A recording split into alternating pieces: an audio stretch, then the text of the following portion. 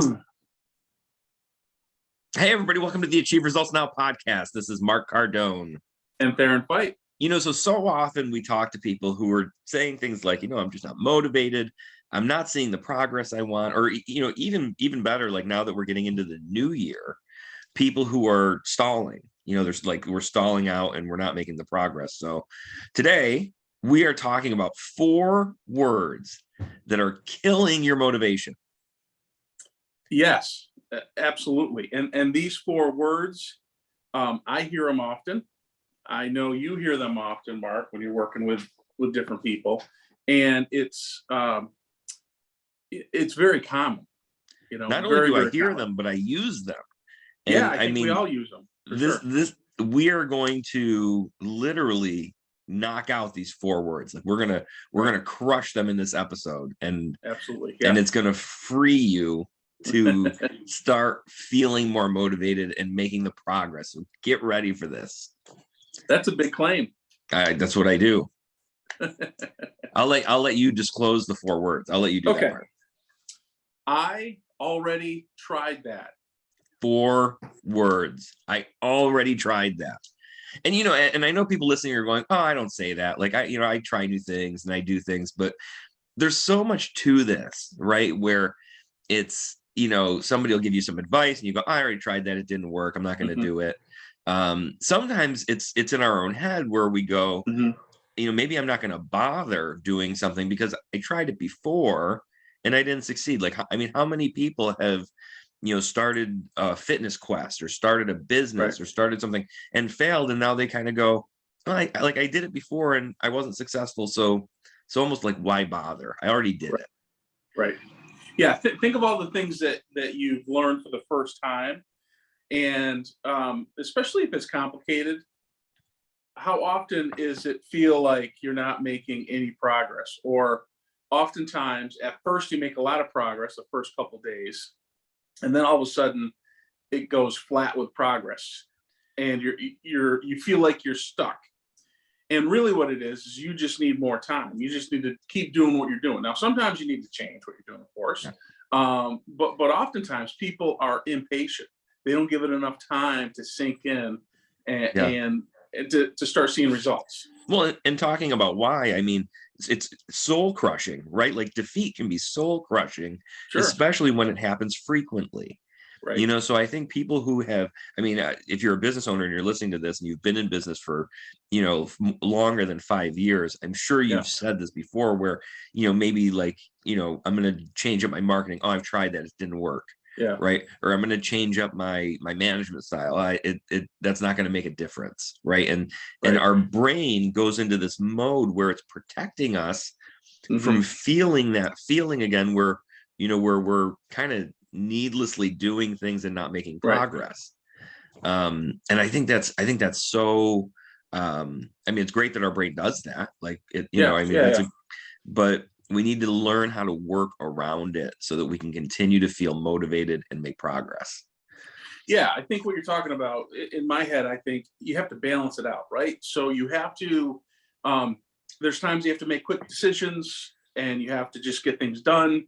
You don't want to overanalyze certain things. So you're like, I already done that. Now it's time to do something else. So oftentimes it's good because it forces you to find new solutions. However, many times marketing, for instance, anybody that's done any amount of marketing, what worked last year isn't always going to work this year or this month. You have to constantly change. And there's things you don't even notice and see right away.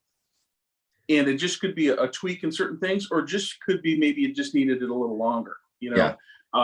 Facebook marketing is a lot like that. If you Facebook market and you do it for 2 or 3 weeks, well, unfortunately, probably Facebook somehow has the algorithm that it's going to take 6 or 8 weeks, so you spend more money. I'm sure there's something to do with that. Yeah. However, it does take a certain amount of time to lay it in. And just like on the episode, we've got 3 steps to crush this. And what you said, I want to use that as we go into the first step, right? Because I think that's a really good example, and I want to hone on that before we lose it. So the first step of this is asking yourself the question, did you try it? Right? Yep. Did you really? Because and this sounds easy, but stay for a minute, because this is like so deep. But not only did you try it, like, did you really try it, or did you just kind of like dip your toe in the water Yeah. and not give it your all, right? But when you think about something like social media marketing, right? Like, think of any business owner that does social media marketing, and some of them that say, oh, social media doesn't work. I want you to think about that sentence. And if you're listening to us, you're probably tech savvy enough to know that there's a lot of different social media, right? Right. There's Facebook, there's Instagram, there's Snapchat, there's TikTok, and they're all different for different businesses. So sweeping statements are very dangerous, right? Like, well, social media doesn't work. Well, did you try? I mean, I hate to ask, did you try all of it? Because you shouldn't try all of it, right? Right. You should figure out what works for your type of business and do that. Just like with fitness, right? I think we should figure out what works for our body and focus on that. Like, don't try everything, because that's overwhelming. Right. Yeah. And real quick, not to get too off tangent, but like in marketing, you have to find your avatar. Who's your avatar? List it out. And then if we're talking about social, where's your what social media is your avatar on? Because the Facebook versus the TikTok audience, there may be a few people on both, but they're vastly different audiences. Huge. Yeah. Huge. Right. So, if you're advertising on TikTok and you're doing professional stuff, I don't know how much you're going to get. All depends. It all depends. And that's where I think, what when people think about this stuff, they go, well, I already tried this. And then, if you're saying that to yourself, you should really be saying, well, did I try it as efficiently as, like, did I really try it? Like, did I try something that was focused, that was efficient? I mean, if I wanted to lose some weight and I tried running, but I hate running, and running hurts my knees. And not only did I try running, but I tried long distance running, which I hate even more than running. Right. Right. I mean, think about it. So then when somebody comes up to you and says, well, have you tried, cardio? And you go, I tried it. It didn't work. No, you tried doing something you hate for a long time. And of course you didn't see results, so, not only is this like, did you really try it, but did you fully understand what you were trying, and did you go all in on it? Right. And that moves to number 2. And it's, why do you think it didn't work? So why did that not work for you? And really getting a little deep. So first of all, did you really try it? But then from there, why did it not work?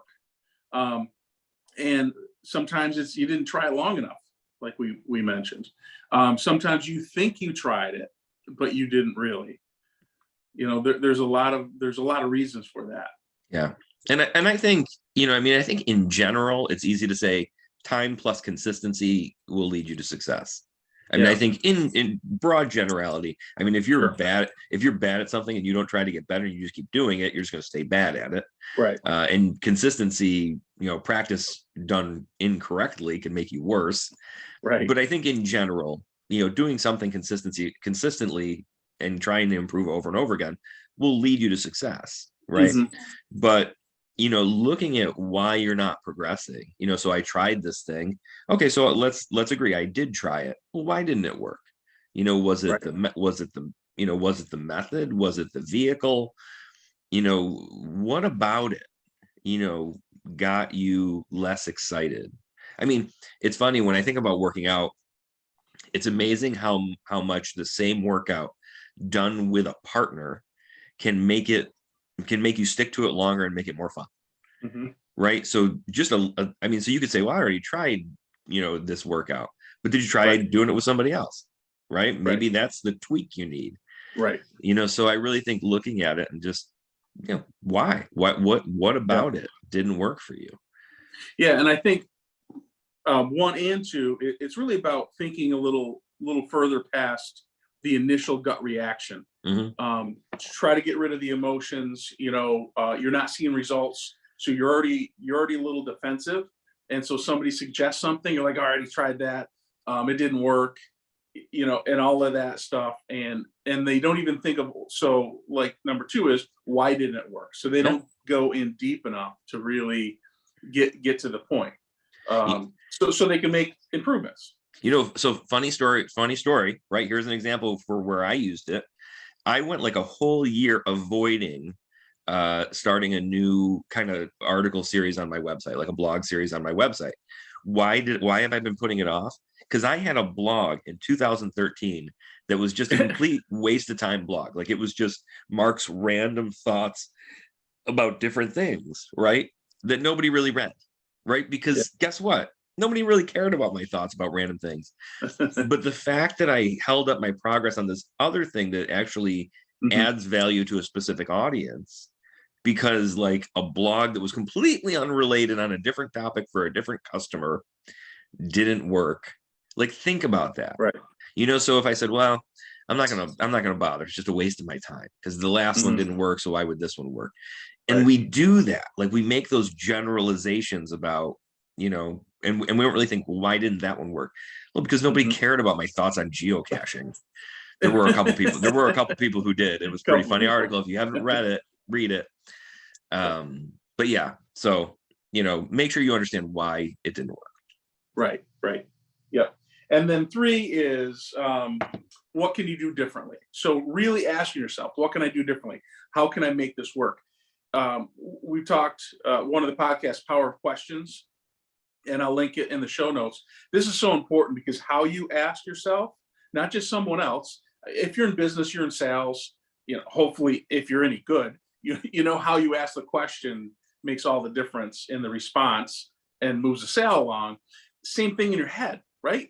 And so if you're asking yourself, wow, it didn't work, and why does this always happen to me, and all of those negative, you're going to get the negative answers. But if you ask yourself an empowering question, and you ask yourself something that not only is powerful and positive, but it's going to give you an answer that you're looking for, give you an answer to moving in the right direction, that's going to make a big difference. So certainly ask yourself, how can you do this differently? That's fine. But even getting a little deeper into that will help. Yeah. And when you're doing this, like, I love the strategy of putting yourself in a position where you're coaching somebody else, right? Because so many times we get stuck in our head and we go, well, this isn't going to make a difference. And you get in this cycle, where you go, well, I could change this, but it's probably not a big enough change, for it to make a difference. But think about how you would do this with somebody else, right? If you had a close friend or a loved one who said, hey, I want to make this change in my life, so I'm going to tweak this little thing. You'd never say, no, I wouldn't bother. That's not going to make a difference. Like, that would be the worst thing you could say to somebody. You'd encourage them. You'd say, like, yeah, that little, just do that little thing. And once you do that, do something else, right? So, I think it's great to put yourself in that coaching position where you're sitting across from yourself and kind of encouraging yourself more than just in your head beating yourself up. Right. And I think all of this is utilize somebody that you trust, bounce ideas off each other. If you have a coach or a close friend that they care about you, and they also have your best interest in mind, when you ask them some advice, take it. Really listen to them. The people that want advice and then make excuses of why what you just told them won't work. I hear that every once in a while, and I just stop. I'm like, okay. Instead of I've already tried that, say, I did try that, it didn't seem to work. Why don't I tell you about it and tell me what you think I did wrong? Right. Amazing. Yeah. Right. Like seek feedback instead of just shutting the door. Yeah. But yeah, I'm laughing because every once in a while I'll get somebody that will tell me, why they can't get their black belt and what they think they need to do in their training to get their black belt. And I'm like, okay, wait a minute. This is your first time. You've never done it before. You're coming to me for advice on how to do it, but yet you're not believing me or taking my advice. How does that make any sense? Yeah. Well, I mean, it's funny. You take something like running, and you say, okay, well, I'm not good at running. I've never been good at running. I'm just not a runner. But then you say, well, geez, like, have you ever had run coaches? Like, have you ever had somebody Right. who actually understands running coach you on your running? Yeah. Well, no, I've never done that. Well, do you think that might help you be a better Yeah. runner? Of course it will, right? Right. Right. Like maybe you're not going to Yeah. be Usain Bolt or Roger Bannister. Like maybe you're not going to break the 3-minute mile, but will you improve? 4-minute mile or What 2-minute mile? I don't know, but 3594. I know the number. And I love your references. It shows you how old you are. Yeah, I know Roger Bannister. That's pretty old. Well, Usain Bolt, I don't know. Is he still running? I don't even know. Don't even know. I know Winter Olympics are coming up, so we're heading towards curling. So I'm getting excited about Olympic athletes. How does that have to do anything with running? Nothing. There's no boating in the Olympics either. No, there isn't. I love our podcast. It's so good. And I hope you love our podcast. And I hope really everyone listening, I hope you really take this to heart, because this, literally, this idea, I was meeting with somebody yesterday and this smacked me in the face. And I said, it's so clear how this holds people up. So let's review our steps real quick to getting over the I already tried that words.